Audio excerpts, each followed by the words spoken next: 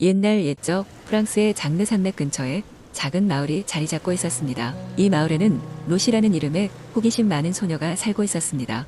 그녀는 마을 주변의 숲을 탐험하고 그곳에서 발견한 것들에 대해 이야기를 만드는 것을 좋아했습니다. 어느 날 로시는 숲에서 반짝이는 작은 경적을 발견했습니다. 경적은 마법이 깃든 것처럼 빛나고 로시는 그것이 특별하다는 것을 직감했습니다. 로시는 경적을 불어보기로 결심했습니다. 경적을 불자마자 작은 요정이 나타나 그녀에게 인사를 했습니다. 나는 플로리안이다. 요정이 말했습니다. 이 경적을 불러 나를 깨우면 소원을 하나 말할 권리가 생긴단다. 하지만 신중히 골라야 해. 이 소원으로 얻는 것보다 잃는 것이 더 클 수도 있으니까. 로시는 깊이 생각했습니다. 그녀는 마을과 주변 숲이 오랫동안 극심한 가뭄에 시달리고 있다는 것을 알고 있었기에 비가 오게 해달라고 소원을 빌기로 했습니다. 소원을 말하자마자 하늘에서 비가 내리기 시작했고 마을 사람들은 기쁨의 눈물을 흘리며 로시를 칭송했습니다. 그녀는 마을의 영웅이 되었고 모두가 그녀에게 감사했습니다. 하지만 비는 멈출 줄을 몰랐다. 하늘은 계속해서 비를 쏟아부었고 마을은 홍수 위기에 처하게 되었습니다. 로시는 불안을 느꼈습니다. 그녀는 자신의 소원이 이토록 큰 결과를 초래할 줄은 몰랐습니다. 로시는 플로리안을 다시 불러 어떤 방법으로 이 상황을 해결할 수 있을지 물어보기로 했습니다. 플로리안은 걱정에 찬 로시에게 다시 나타났습니다.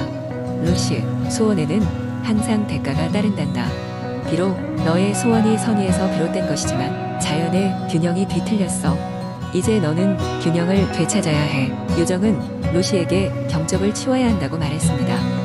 그래야만 자연의 질서가 회복될 것이라고 설명했습니다. 로시는 플로리안의 조언에 따라 마을 사람들과 함께 홍수 피해를 최소화할 준비를 하면서 경적을 사용할 최적의 장소를 탐색했습니다. 그녀는 마법의 경적을 산 정상에 있는 고대 동굴 속에 두기로 결심했습니다. 그곳은 자연과 인간이 안전하게 경적을 보관할 수 있는 장소였습니다. 로시가 경적을 동굴에 놓는 순간 비는 노래처럼 서서히 그쳤습니다. 태양이 구름을 뚫고 모습을 드러내자 무지개가 하늘에 걸렸습니다. 마을 사람들은 무지개를 보며 안도의 숨을 내쉬었고 로시는 미소를 지었습니다. 그 이후로 마을에서는 로시의 이야기가 전해졌습니다. 그녀는 소중한 가르침을 얻었습니다. 힘과 능력은 소중히 다루어야 하며 모든 행동에는 결과가 따른다는 것을 말입니다. 그러한 가르침은 그녀를 단단하게 만들었고 마을 사람들은 그녀의 지혜를 경외하게 되었습니다. 로시는 조금 더 자랐지만 그녀가 보낸 경적은 여전히 산 정상의 동굴에 감춰져 또 다른 때에 필요할지도 모르는 순간을 기다리고 있었습니다. 두 번째 이야기. 옛날 옛적 프랑스의 한적한 마을에는 매년 겨울 밤하늘에 특별한 별이 반짝이곤 했습니다. 이 별은 루미에르 도레라 불리며 마을 사람들이 풍년과 행복을 비는 소원을 담아보던 상징적인 존재였습니다. 그러나 어느 해 그 별이 갑자기 사라지고 말았습니다. 이는 마을 전체에 큰 슬픔과 혼란을 불러왔습니다. 마을 사람들은 루미에르 도레가 돌아오지 않는 이상 앞으로 어려운 시간이 계속될 것이라 믿게 되었고 문제를 해결하기 위해 마을 최고의 지혜자이자 전설적인 이야기꾼 마르셀 할아버지를 찾아갔습니다. 마르셀은 오래된 책장을 뒤져 마법의 숲에 대한 고대의 전설을 발견했습니다. 이 숲은 별의 빛을 품고 있으며 그곳의 수호자가 루미에르 도레를 다시 제자리에 두어야 한다는 것이었습니다. 마르셀은 용감한 청년 제롬에게 이 임무를 맡기기로 했습니다. 제롬은 마을을 위해 기꺼이 위험한 여정에 나서기로 결심하고 작은 배낭에 준비물을 챙겨 길을 떠났습니다. 그의 여정은 높은 산과 깊은 계곡을 지나 멀리 뻗은 신비로운 호숫가를 향했습니다. 몇 날 며칠을 여행한 끝에 제롬은 마법의 숲에 도착했습니다. 숲은 생각보다 훨씬 더 아름답고 환상적이었습니다. 나무는 은은하게 빛나고 새들은 노래를 부르며 다채로운 세계의 꽃들이 온통 숲을 채우고 있었습니다.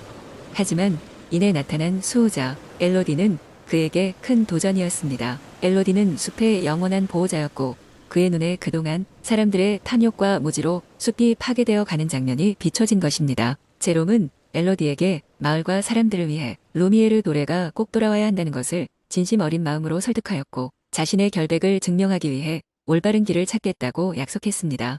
그러자 엘로디는 제롬의 진정성을 느꼈고 그에게 3가지 과제를 주기로 했습니다. 첫 번째 과제는 자아를 뛰어넘는 용기를 입증하는 것이었습니다. 제롬은 마법의 숲 한가운데 있는 불폭풍을 지나야 했습니다. 그는 두려움을 이겨내고 무사히 통과했으며 이에 엘로디는 첫 번째 과제가 통과되었음을 알렸습니다. 두 번째 과제는 순수한 마음을 증명하는 것이었습니다. 제롬은 숲에 사는 상처 입은 동물들을 찾아 치료해주며 그들의 신뢰를 얻어 나갔습니다. 그의 따뜻한 마음은 곧 숲의 소문이 되어 퍼졌습니다.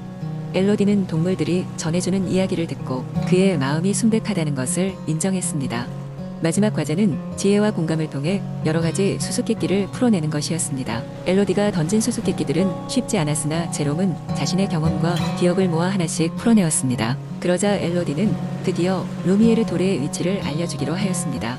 제롬은 숲 깊숙한 곳으로 안내되어 신비로운 수정 동굴에 들어섰습니다. 그곳 중심에는 큰 별 모양의 수정이 깨어나듯 빛나고 있었고 이내 하늘 높이 날아올랐습니다. 루미에르 돌에는 다시금 빛을 찾아 마을로 돌아갔고 제롬은 무사히 여정을 마치고 돌아왔습니다. 마을 사람들은 제롬에게 깊은 감사를 표했고 별의 기환으로 그 어느 해보다 풍성하고 평화로운 겨울을 보낼 수 있었습니다. 마법의 숲은 다시 한번 사람들의 마음속에 전해졌고 별은 더욱 밝게 빛났습니다. 이 이야기는 용기와 진실된 마음이 세상을 밝히는 중요한 열쇠임을 일깨워주었고 제롬의 폭넓은 모험과 배움은 마을에 오랫동안 전해져 내려갔습니다. 세 번째, 이야기 옛날 옛적 프랑스의 작은 마을 샤르몽에 꼬마 생쥐가 살고 있었어요. 그의 이름은 루이였어요. 루이는 가족들과 함께 마을 가장자리에 있는 포도밭 근처에서 살고 있었어요. 루이의 가족은 아주 오랜 세대 동안 같은 장소에서 살았어요. 그들은 포도밭에서 떨어진 작은 집에서 조용히 살며 사람들을 피해 살았어요. 어느 날 루이는 너무나도 큰 호기심을 느끼며 마을을 모험해 보기로 결심했답니다. 그의 부모님은 언제나 마을 중심지에는 위험이 많다고 말했지만 루이는 그 말을 귀담아 듣지 않고 모험을 떠나기로 결심했어요. 먼저 루이는 포도밭을 지나쳐 밝은 햇살 아래에 펼쳐진 넓은 초원을 벗어나기 시작했어요. 그곳에는 여러 색깔의 작은 꽃들이 만발해 있었고 날아다니는 나비들이 있었어요. 루이는 나비들을 따라 천천히 걸으며 새로운 세상을 둘러보았어요. 초원을 지나 마을에 가까워지자 루이는 길가에 놓인 빵 조각을 발견했어요. 이 맛있는 냄새에 이끌려 그는 그 조각을 물고 근처 큰 나무 밑으로 달려갔어요. 그리고 그곳에서 오랜 친구인 민용이라는 새를 만났어요. 민용은 루이에게 마을의 이야기를 들려주며 그 마을엔 유명한 치즈 공장이 있다고 했어요. 그 이야기에 매료된 루이는 치즈 공장을 보기로 결심했답니다. 민용의 지도 아래 루이는 그 유명한 치즈 공장 프롬마제리 드 샤르몽에 도착했어요. 루이는 몰래 그곳에 잠입하여 다양한 치즈들의 냄새를 맡으며 신기한 경험을 했어요. 그는 여러 종류의 치즈를 발견했는데 그 중에는 카망베르, 브리, 그리고 로크포르 치즈가 있었죠. 그러던 중 루이는 치즈 공장 주인에게 발각되고 말았어요. 하지만 다행히도 주인은 매우 자비로운 사람이었어요. 그는 루이가 작은 생쥐라는 사실을 알고는 웃으며 결국 치즈 한 덩어리를 선물로 주었답니다. 루이는 기뻐하며 감사 인사를 드리고는 집으로 돌아가기 시작했어요. 집으로 돌아가는 길에는 새로운 친구들을 사귀고 새로운 경험을 한 것에 대한 생각으로 가득 찬 머리로 그는 가족들에게 이 놀라운 경험을 자랑했습니다. 루이의 부모님은 처음에는 놀랐지만 그의 모험을 듣고는 웃으며 사랑 가득한 눈길로 그를 바라보았어요. 이렇게 루이의 대모험은 끝이 났습니다.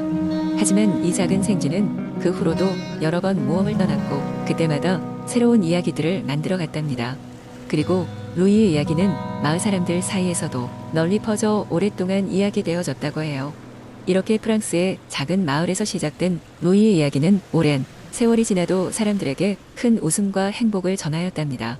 네 번째 이야기. 옛날 옛적 프랑스의 한 작은 마을에 리디아라는 이름의 소녀가 살고 있었습니다. 리디아는 항상 모험과 신비로운 이야기를 좋아했으며 마을 어귀의 오래된 숲을 자주 탐험하곤 했습니다. 그 숲은 나무들이 빽빽하게 우거져 있어 햇빛이 잘 들지 않았지만 리디아는 그곳에서의 탐험을 두려워하지 않았습니다. 그녀는 숲속 깊은 곳에 숨겨진 비밀이 있을 것 같다는 예감이 들었습니다. 어느 날 리디아는 평소와 같이 숲을 탐험하던 중 반짝이는 것을 발견했습니다. 가까이 다가가 보니 작은 연못이 있었고 그 연못은 햇빛을 받아 오묘한 빛을 내고 있었습니다. 리디아는 조심스럽게 손을 집어넣어 물을 한 모금 마셨습니다. 그 순간 기이한 일이 일어났습니다. 그녀는 주위에서 들리는 작은 속삭임을 듣기 시작한 것입니다. 안녕, 리디아, 너는 우리의 물을 마셨단다. 속삭임은 이렇게 시작되었습니다. 리디아는 깜짝 놀랐지만 또 동시에 호기심이 생겼습니다. 누구세요? 그녀가 물었습니다. 우리는 이 마법의 샘물의 정령들이란다. 우리가 지켜온 비밀은 오래전부터 이 연못에 숨겨져 있었지. 정령들은 리디아에게 마법의 샘에 얽힌 전설을 이야기해 주었습니다. 이 샘물은 오래전부터 용감한 자들에게만 모습을 드러냈으며 가신 사람에게 특별한 지혜와 힘을 주었다고 합니다. 또한 샘물을 마신 자는 세상의 신비와 자연의 소리를 들을 수 있는 능력을 얻게 됩니다. 리디아는 정령들이 들려준 전설에 매료되었습니다.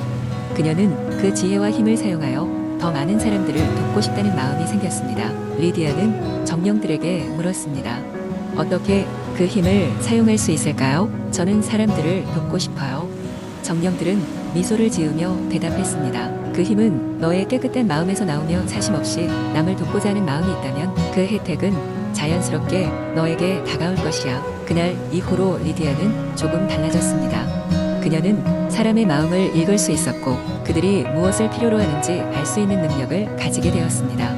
그리고 매일 밤 숲속의 정령들에게서 새로운 지혜를 배우며 자신이 배운 것을 마을 사람들과 나누었습니다. 사람들은 차츰 리디아를 신뢰하게 되었고 그녀는 마을에서 중요한 인물이 되었습니다. 세월이 흘러 리디아는 마을의 지도자가 되었고 마법의 샘물에 대한 전설은 그녀와 함께 마을 사람들 사이에서 오랫동안 기억되었습니다. 그럼에도 불구하고 리디아는 그 연못의 위치를 비밀로 지켰습니다. 샘물의 힘은 선한 마음을 가진 자에게만 허락된 것이기에 필요할 때 다시 모습을 드러낼 것이라는 말을 남기며 이리하여 리디아의 이야기는 프랑스를 넘어 전 세계에게 전해졌고 사람들은 마법이 단지 동화 속에만 있는 것이 아니며 선하고 순수한 마음은 언제나 그 자체로 강한 마법이라는 것을 배웠습니다.